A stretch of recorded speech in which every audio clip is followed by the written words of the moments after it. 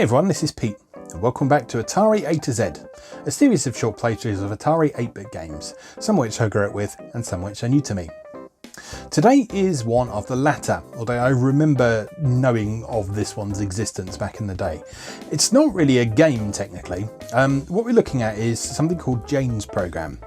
Now it's regarded as a demo these days, but it's basically a software toy. It was developed by a guy called Douglas Crockford, and he was hired by Atari after the initial success of a game that he released through the Atari Program Exchange. So, as you may remember from some previous episodes, that the Atari Program Exchange was a system where authors of programs could send stuff into Atari and basically get it published and get it distributed via Atari. So it was quite a good way for people to kind of get a foot in the door in the industry, even though they were sort of signing over a lot of their stuff to Atari. It was also a good way for a lot of people to get noticed as well. So Crockford was noticed by a guy called Chris Crawford, who was working for Atari at the time, and was a very well regarded programmer at the time.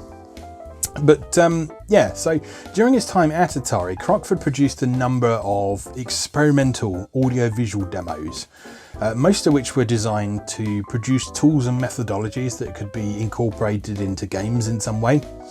And although Jane's Program itself isn't a game, as you'll probably see when we start having an experiment with it, it's not difficult to see how some of the things in it could be applied into a game-like scenario. So it could sort of be a puzzle game or a music game or all sorts of interesting things. So Jane's Program, as I say, is little more than a software toy. So there's only so much we can sort of say about it and demonstrate about it, but it is something that's worth having a look at, and it's something that's quite well regarded by Atari enthusiasts today. Crockford, interesting bit of trivia here, Crockford went on to work for Lucasfilm for a while. So he worked on the Lucasfilm game called the Eidolon, but also involved himself with some other parts of the business as well. But he's best known today as someone who was instrumental in the development of modern JavaScript for the web.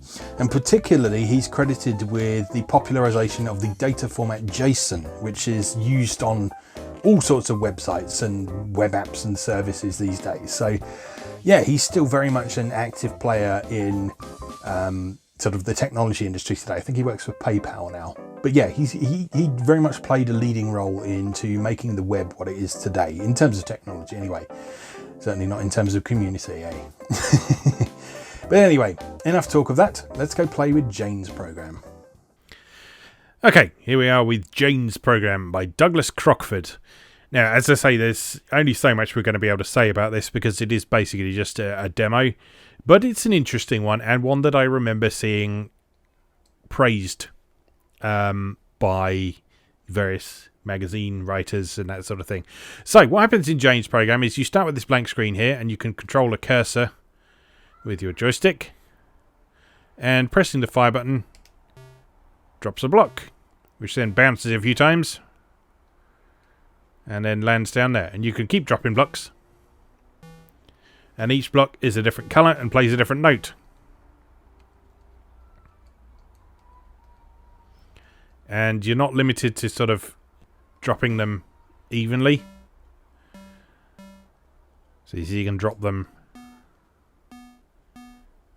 like that and sort of try and make an archway type structure.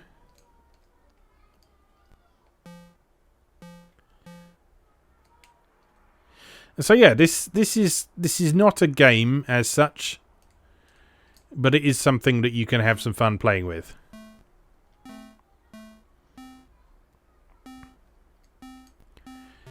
It's because it's an interesting way of playing with sound and colour and graphics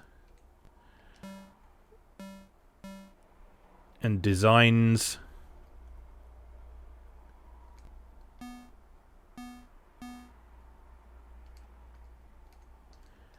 And yeah, I don't have sort of the original documentation for it or anything, but I believe the original intention for this was for it to be a program for Douglas Crockford's daughter, the titular Jane, if you will. And yeah, you can see how this would be great for a kid, because it's very sort of multi-sensory. It's designed to sort of stimulate the imagination. And you can just play with it. You can just enjoy it. There's no sort of requirement to do anything in particular with it. But you can just play with it. And you can make stuff like I've done there. Or you can just splatter things across the whole screen like that and see what happens. And drive the poor Atari sound chip crackers in the process.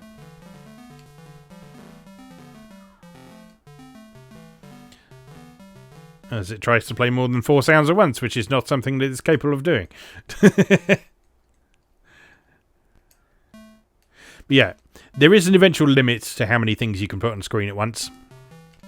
Let's see if we can hit that. There we go. Okay, so you can't quite fill the screen with blocks. But once the screen is full, what you can do is you can start taking blocks away by clicking on them. And that causes physics to happen.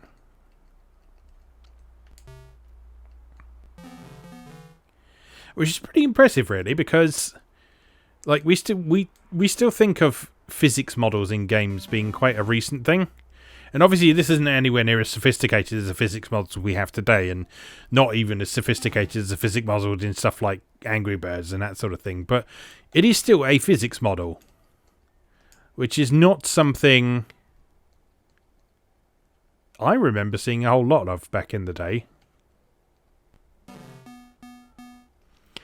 But yeah, just the fact that it's bothering to calculate if I remove a block, what will then happen to the rest of that stack. That's actually quite impressive.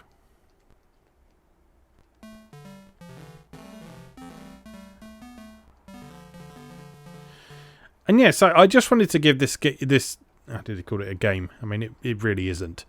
But I just wanted to give it some acknowledgement because I remember seeing this mentioned in Page 6 magazine. I think in a feature about the public domain library that they had. So like one of the big things that Page 6 did, and one of the ways that it made a bit of extra money was it had a public domain library, which was a set of discs that contained public domain software that they sold. So they weren't selling the software itself, because public domain software, it's like sort of modern freeware stuff, modern open source stuff. You're not supposed to sell it, but you can get away with charging people duplication and media costs. And so the Page 6 public domain library was a means of the magazine making a bit of extra profit besides just magazine sales. So they would charge, like, I think it was about, I don't know, like £2 or £3 for a disc or something like that.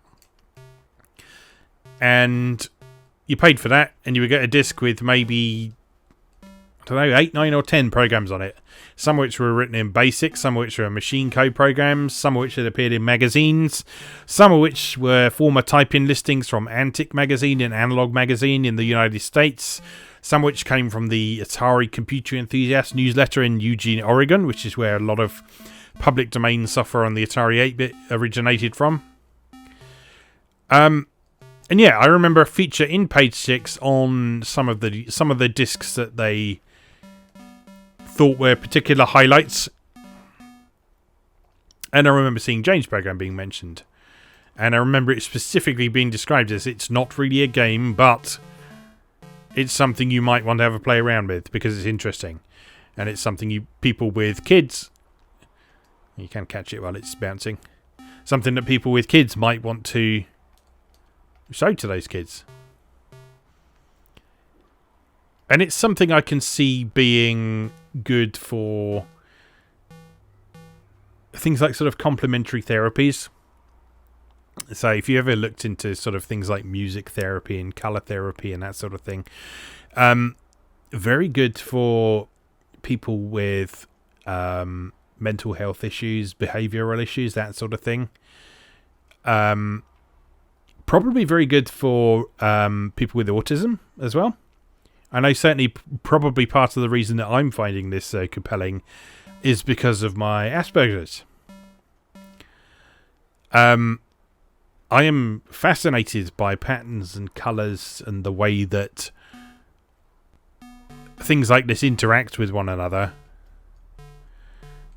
And I'm also fascinated with using my imagination to turn abstract things into relatable things. So sort of like I can look at patterns on this screen and I can extrapolate them into having some sort of meaning, and that's not at all uncommon among people who are on the spectrum, as the polite way of putting it is. But yeah, I can see appeal and benefit in this program even today. Like I would more than happily show this to a kid in a classroom, or someone that, God forbid, I was looking after. Yeah, it's something that I could see certain types of individual be endlessly absorbed by, potentially for hours at a time. And I mean, the fact that I've already managed to ramble on for 9 minutes about this, when I was worried I wouldn't have anything to say about it. I think that is sort of testament to what this rather strange, rather wonderful little program has to offer. And so, yeah, I think we should probably say a thank you to Douglas Crockford for providing us with a very interesting, I guess it's a work of art really, isn't it, almost? Yeah, fascinating program. Fascinating program that I'm probably going to sit here staring at for another half an hour or so before I get anything else done this evening. So, I think before that happens, I should probably bid you farewell. So, for now, I'll just say, as always, thank you very much for watching, and I'll see you again next time.